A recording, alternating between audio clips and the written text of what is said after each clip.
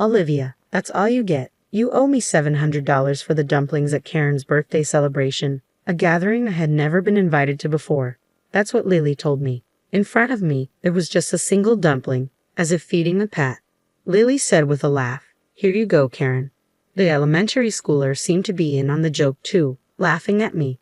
Mother and daughter both mocked me with the same demonic grin, completely extinguishing any affection I had for my granddaughter. "I've had enough. I'll just pay the bill and head home," I said, standing up. Lily, still smiling, waved me off dismissively. Disappointed in Jack, who wouldn't even meet my eyes if they wanted to celebrate with just their immediate family of 3. That's fine by me. I was willing to pay, but with that attitude, any desire to celebrate had long since vanished. No matter what they say, I'm never getting involved again, I thought irritably as I went to settle the bill. Then someone tapped my shoulder. Hearing her words, I decided to get back at Lily and her family. I'm Olivia. This year, I turned 65. Blessed with children, I've led a normal life, though my husband was always focused on his work and not much of a talker. I believed we had a good relationship. I thought my life was without major upheaval. But there was one thing that troubled me. Lily, my eldest son's wife. I understand that it's common for wives and mothers-in-law to not get along. However, Lily's attitude of treating me as an enemy just for being the mother-in-law was causing me trouble. "Olivia, you're always free at home, right? Let me do you a favor and take care of your cute grandchild." "Lily, I have plans today. I told you I can't do last-minute favors, remember?" "I never heard that. Maybe you just think you told me." I never knew what set her off. But Lily always had a harsh attitude towards me. She'd call suddenly or come over unannounced, dumping tasks on me without caring about my plans. Even if I helped, she'd never thank me, saying a parent should naturally do that much. But if I refused, she condemned me as some terrible villain. Lately, I've been finding excuses not to comply with her demands, yet Lily would confront me, labeling me as a heartless person, accusing me of treating her poorly, or not loving my grandchild. Lily seemed to truly despise me. The final straw was when Karen, my granddaughter, started elementary school, and I was taking care of her after school. "Grandma, you're mean to Mom, aren't you?" Karen's words caught me off guard. "What? No, why would you say that?" "That's what Mom says. You always lie and say you don't," Karen replied, tears welling in her eyes. Apparently, Lily had been telling Karen that I was mean to her, and I was confronted with such accusations from Karen. I had no idea what she was talking about and tried to get the details from Karen. But Karen, seemingly taking Lily's words at face value, just kept calling me a liar, making it impossible to have a conversation. I couldn't understand why Lily would manipulate such a young child to dislike me. With no idea what to do or what was even happening, I was at my wit's end. When I talked to my husband, his response was dismissive. "She's a child. She probably doesn't understand yet." He didn't seem too concerned. Consulting my eldest son, Jack, was no better. His cold reply was, "Handle your own problems." Probably just tense around the mother-in-law, worrying about being ordered around because she's the wife. I would never do that. It's unbearable being targeted with such hostility. So what am I supposed to say? Should I tell her to be nicer to Mom? If I do that, it'll look like I'm siding with Mom, and things will become even more strained between us. It's not about taking sides. If she dislikes me, I want to know why. If she wants nothing to do with me, she should keep her distance. Try to understand how it feels to be reluctantly asked for favors. She's the mother of your beautiful grandchild. Mom, can't you just compromise a little? Jack's policy of non-intervention always seemed to side with Lily, no matter how much I pleaded. It felt like he was just brushing me off, telling me to endure it. At times, I couldn't help but vent to my close friends about these issues, yet their responses were always something like, "That's how sons' wives are." And I continued to struggle without finding a solution. Even when advised to keep my distance, it was always Lily who initiated contact. Whether I listened to her calmly or subtly rejected her, I found myself at a loss dealing with an unsatisfied Lily. During this time, I was informed by Lily about celebrating Karen's 10th birthday at a famous Chinese restaurant. Despite sending gifts for every celebration, including birthdays, I had never received a word of thanks from my eldest son's family. Instead, I was met with remarks like, "Olivia, you have no taste. It's better if you just give us cash." Naturally, I had never been invited to any of their celebration gatherings. After being told not to interfere with family events, I had refrained from getting involved. Karen's birthday celebration is at her favorite Chinese restaurant. You're coming, right, Olivia?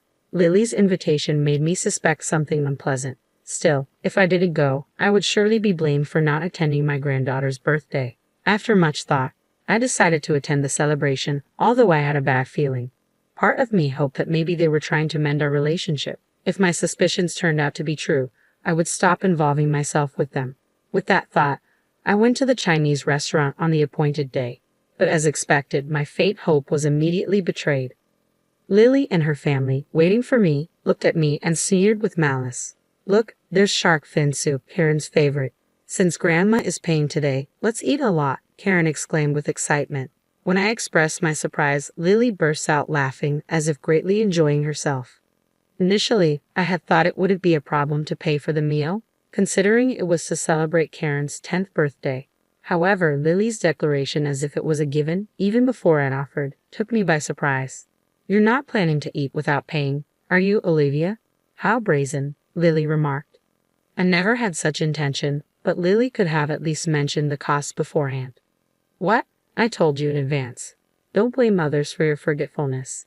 It's true what they say about memory loss and old age, Lily retorted with sarcasm, making me realize that what I had hoped for was never going to happen. I decided to eat quickly and leave. As I was about to enjoy the delicious-looking dishes laid out before me, something happened. Hey, what do you think you're doing? Lily snapped as I reached for one of the expensive-looking dishes. She slapped my hand away, her gesture akin to scolding a child for a mistake. Sweating with uncertainty, I wondered if I had done something rude, but seeing me flustered, Lily laughed mockingly and said something outrageous. Today, Olivia, you're just the wallet, so no eating, Lily declared. What, Olivia? Did you really think you were invited for Karen's celebration? It's obvious you're here to pay the bill. That's right, pay up. Be grateful we even let you sit at the table. Don't even think about touching the food, Karen joined in, insulting me. Seeing this, Jack turned his face away from me and said nothing, in a situation with no allies. My heart felt like it was being squeezed. I sighed, unable to find a solution to the relentless harassment. Feeling sick, I even started to think about just going home. Then, as if struck by an idea, Lily dropped a single dumpling onto my empty plate. Well, can't be helped, I guess. You can eat that much, Mom, she remarked, tauntingly. A single dumpling? Olivia, that's all for you. You owe $700 for that dumpling, Grandma, Lily continued, her tone laced with sarcasm. That's so lame, even Karen, a grade schooler, joined in, laughing at me. Their demonic smiles, mother and daughter alike, mocking me, extinguished any affection I had left for my granddaughter. This was the moment I decided to cut ties completely. I didn't feel like celebrating her birthday anymore, but as a severance it was a small price to pay. I've had enough. I'll pay the bill and leave first, I declared. What? You're leaving already? Thanks for the meal. Please just leave me alone from now on, Lily responded dismissively. I was disappointed in Jack, who wouldn't even make eye contact until the end. No matter what was said, Jack wouldn't reprimand Lily or even Karen. Trying to contain my intense anger, I went to pay the bill. As I approached the cash register, the flustered owner appeared. Dear customer, I'm sorry, but the course meal is still ongoing. Could you please wait a little longer? I'm sorry, but I need to leave now. Can I just pay the bill first? I replied, feeling impatient. Didn't you like the food? The owner asked, puzzled. The dumpling was delicious.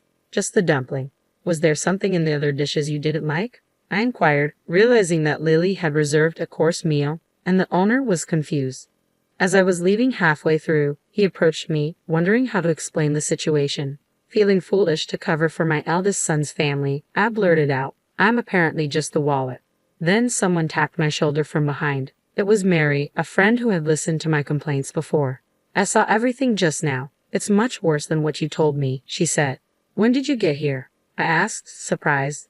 Just before you all arrived. I heard the whole thing as it happened, Mary explained. She had been at the same restaurant with her colleagues from work and happened to witness how my eldest son's family was treating me.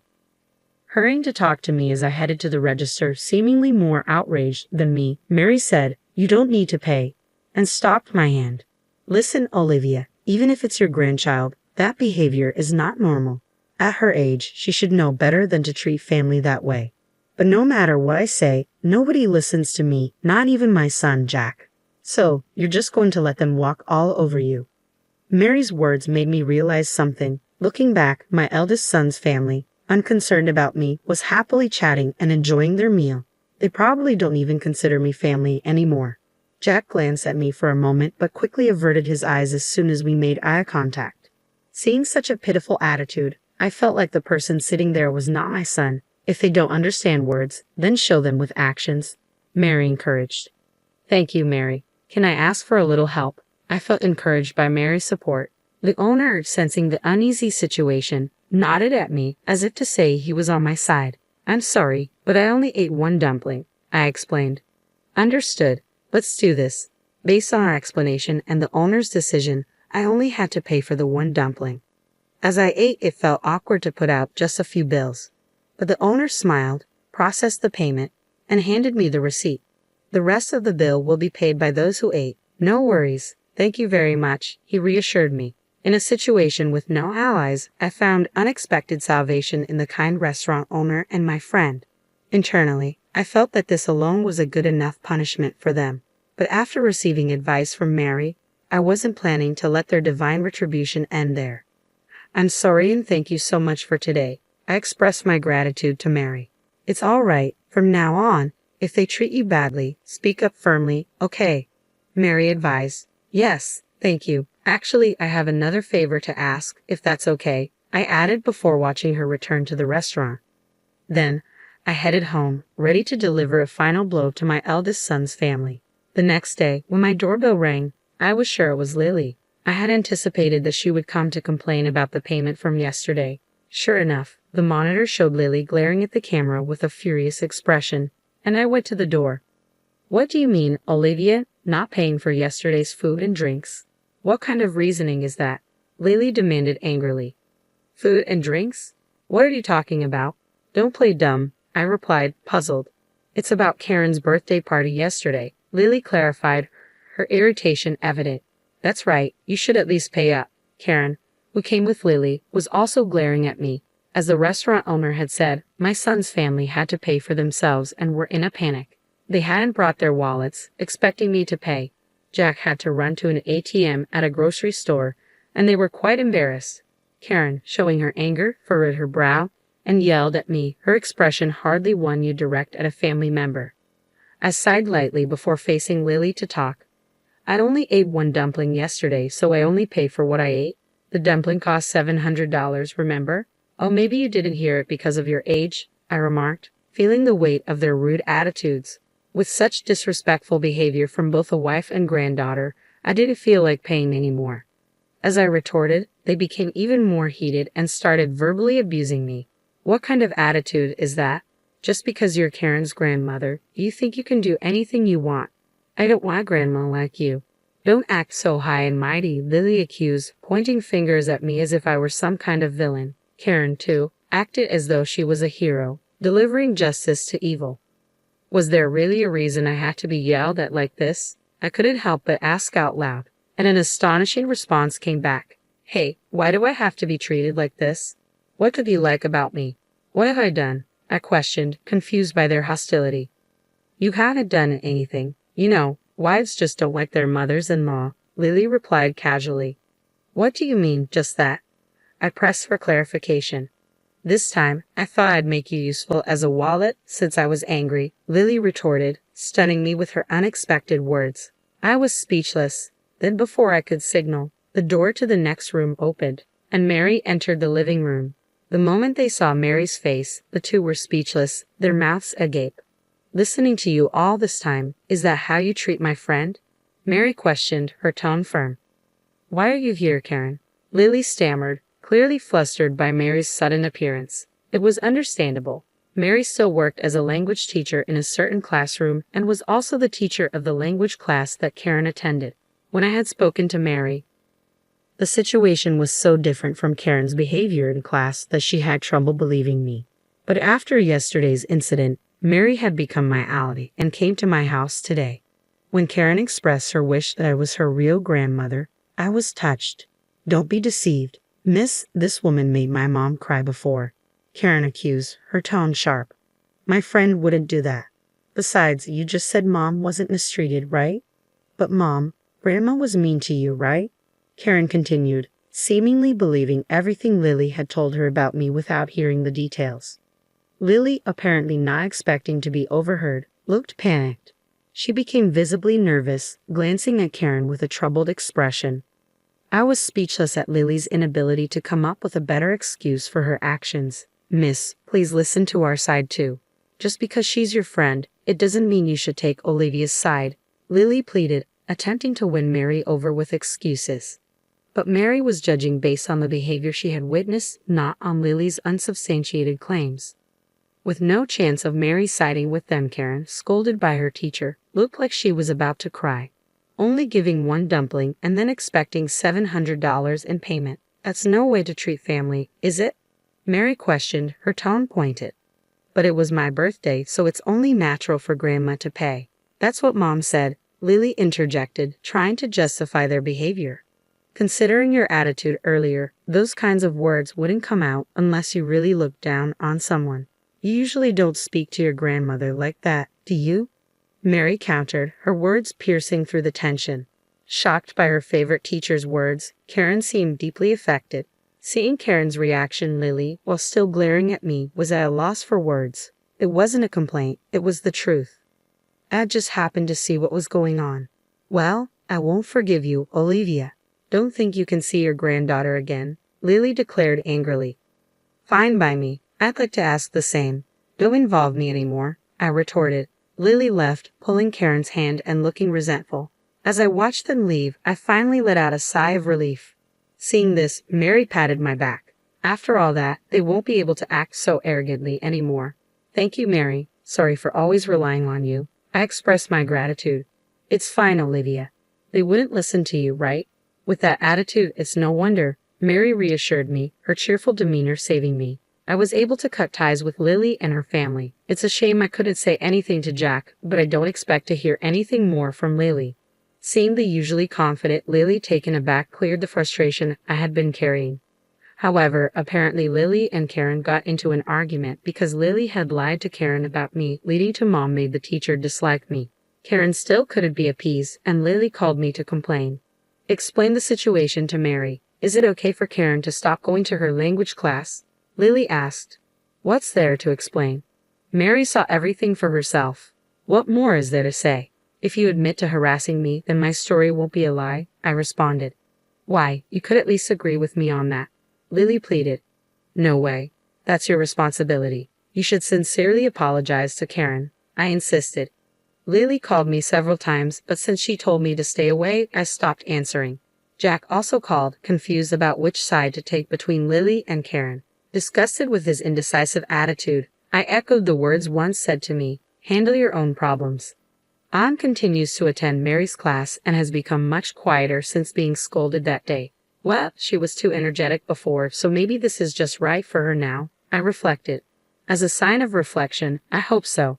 Don't worry about it, Olivia. As a teacher, I'll keep an eye on her, Mary reassured me. Thank you. I owe you so much, Mary. I expressed my gratitude. Don't mention it. We're friends, after all, Mary said nonchalantly. Please don't worry about it. I couldn't help but feel grateful to Mary. Next time, I plan to go out with Mary and finally enjoy the Chinese meal we missed.